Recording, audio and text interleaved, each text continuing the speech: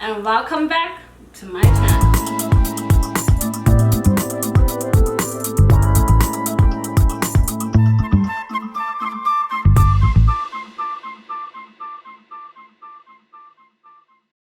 So today, the conversation we're having is inner critic versus authentic self or inner voice. The month of love, we're still doing the love exercises. It's my favorite time of the year. Self-love is something that we can work on all year round. It's something that always needs perfecting, whether you feel you're worthy or not, or whether you feel you love yourself enough or not. But getting to know yourself, whether it's your negative side or your positive side, it's a beautiful thing because you're able to identify who's who, what's what, and where it's coming from, rather than just believing these things about yourself, but believe the positive stuff. The reason why I wanted to talk about inner critic versus authentic self, I'm not gonna lie, it's also something that I'm still working on. It's my inner critic has allowed me to accomplish so much and protect myself from so many things, but it's built this wall up that I could not get close to people. My inner critic was always critical, cautious, mostly focused on the negative, emotional and judgmental, pretty much selfish. But of course it was something that was created to protect me. As a child, I noticed my inner critic after I got shot. I kind of became reserved. But it was created to protect me. I know till today I'm still super scared of guns. There's so many things I've been scared of that I didn't realize how that one event made me so scared of so many things that my inner critic used it as a protective layer so that I don't get hurt. Older, I looked at it like that's my voice from the past, the disappointment from the past. So it's kind of been like, oh yeah, it's like this shield that has protected me but also held me back. And of course your authentic self or inner voice is going to be supportive, encouraging, joyful, focused and positive. The voice that allows you to move forward and feel motivated. It's also the voice that sees what you're capable of achieving and what you're capable of becoming or who you really are. It will allow you to move forward to try new things, practice self-love and rise above to become your best self. So having these two voices is so crucial. It's like the angel, the devil, your yin, your yang. It's something that comes together and makes you who you are. But it's really unfortunate when one, which is your inner critic, overweighs your authentic self. And that's where you have to find the balance, because I feel like your inner critic or your fears is something that you should have, and something that I've learned. Every warrior has fear, and fear is what allows us to step in the ring. So it's not that you should not have your inner critic. Sometimes you need your inner critic because that's what makes you your best. That makes you look at your project and be like, I should be doing something better. But when it overshadows or overweighs this side, of course that's when you're going to have that imbalance and feel negative about yourself, feel unworthy. So the exercise today I feel like is so important, because now you're going to identify where these emotions or feelings are coming from, your inner critic, and identifying where it's coming from, you kind of notice that, hey, I don't believe this about myself. I was probably bullied or I was told, and then these things are just things that you value about yourself. It allows you to have that room for improvement. It allows you to have that healing. It allows you to grow. It allows you to have some self-compassion and self-love for yourself. All those things we love, right?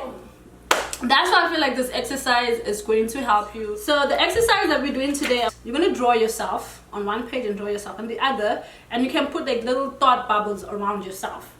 And then on the inner critic, you can write all the things that your critical self reminds you or makes you feel bad about. You write it down there, and then of course with your authentic self or your inner self or your inner voice, you're going to write all the positive things you feel about yourself. Whether you feel you're lovable, you're worthy, you're strong, whatever it is.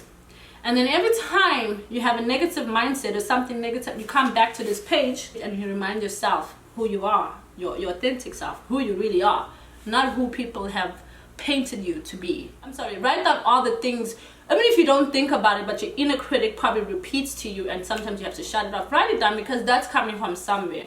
And you have to be able to identify where it's coming from. Even if you can't, but at least if you know why you're thinking those things, so you can be able to release it. This is one of the most challenging thing, to go within yourself and notice the things that you're thinking. Because I don't know, it's when you have, depending on where you are in your journey of healing or in your journey of growing, when you've had so much things happen to you, you end up, of course, having a mindset depending on how you cross over. But you're going to have a mindset of thinking a lot of bad things happen to you, or which one overweighs. It's all about your mindset. This exercise is not here to make you feel bad about yourself. It's just the key to help you moving forward. Identifying those two voices helps you to love yourself a little bit more, have a little bit more compassion. And if you can identify these things within yourself, imagine the relationships you'll create outside. Not with partners, with friends, family. You'll have more compassion. And then you'll understand that how you're thinking and how you're feeling, you wouldn't want to project that onto people if it's not love and compassion. Just if you're on a negative mindset, right, and you can't identify why you're saying what you're saying, I feel like you're projecting things without understanding why you're doing. A lot of people feel like, let me just say what's on my mind because I'm being real. But because you've allowed your inner critic to criticize you, making you feel like you're real, you're gonna project that onto others and feel like, you know what, just because I feel that about you or think that about you, it's true, so let me let you know. No, sis, we don't need to know. So if you're not taking all these negative crap from society, why take it from yourself? You love yourself a little more. Yes, you should have a balance, or a yin to your yang, or you should have some kind of balance with knowing when you should protect yourself and knowing when you should feel safe, right? These two things can come into one once you identify which is which and what is what. Because every thought that runs through your mind, I'm pretty sure it's not true. When you work on yourself, you learn and you heal. And healing is a journey that, yes, you can pray. Don't help those who don't help themselves. All the scriptures that people have been posting, like, oh my gosh, do this, do that, it's all good, but you have to do that inner work. Like, it's hard to say, okay, I'm gonna sit down and pray, but you can't just only pray for healing. You actually have to go through it to heal. Oh, I want to win the war, but you haven't even been through the battle. God doesn't give us challenges if he feels like we can't conquer them. Just make sure that you're not allowing yourself to stay too long in that inner critic voice, and you are loving yourself and showing yourself compassion. Because in order for you to show compassion to others, you also have to learn to show compassion to yourself. And I know it's so much easier to show people compassion than it is to show yourself. But in order for people to love you how you need to be loved, you have to feel that love within yourself, about yourself. Why not? Who's better at loving you than you?